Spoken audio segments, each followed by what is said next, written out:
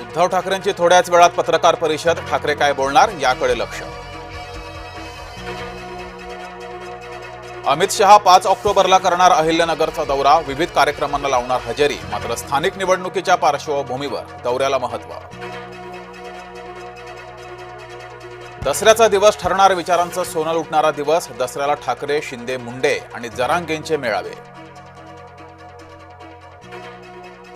पावसामुळे शिवाजी पार्कात चिखल हटवण्याचे ठाकरे गटाचे प्रयत्न.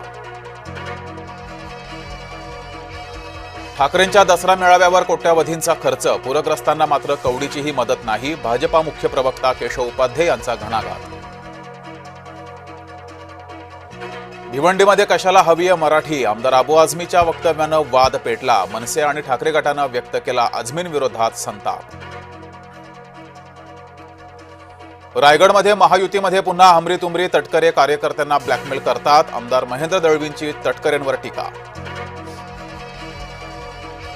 पुणे पोलिसांची पुन्हा नाचक्की. अटकपूर्व जामीन मिळवण्यात मनोरमा खेडकर यशस्वी. कल्याणमधील गांधी इंग्लिश स्कूलचा अजब फतवा. कपाळावर टिळा, टिकली, हातात धागा बांधायला बंदी. संतप्त पालकांची शिक्षण विभागाकडे धाव.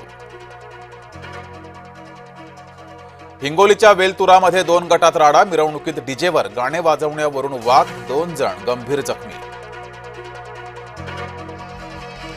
राष्ट्रीय स्वयंसेवक संघात कटुता नाही. पंतप्रधान नरेंद्र मोदी यांचं वक्तव्य. संघाची शाखा म्हणजे मानव विकासाचा यज्ञच असल्याचंही वक्तव्य.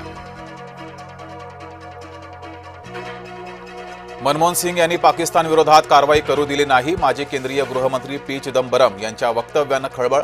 मुंबईवरील 26/11च्या हल्ल्यानंतरचा सांगितला प्रसंग. मल्लिकार्जुन खरगेंना बंगळुरूतील रुग्णालयात केलं दाखल. खरगेंना ताप आल्यानं उपचार सुरू. धम्मचक्र प्रवर्तन दिनाची दीक्षाभूमीवर जय्यत तयारी. सुरक्षितता व्यवस्थापनासाठी एआयचा वापर होणार. दीक्षाभूमी परिसरात एआय कमांड सेंटर सुरू. दसऱ्याच्या मुहूर्तावर सोन्याला झळाली. गेल्या 24 तासात सोन्याच्या दरात 2,000 रुपयांची वाढ. सोन्याचा दर 1,21,000चा टप्पा ओलांडला.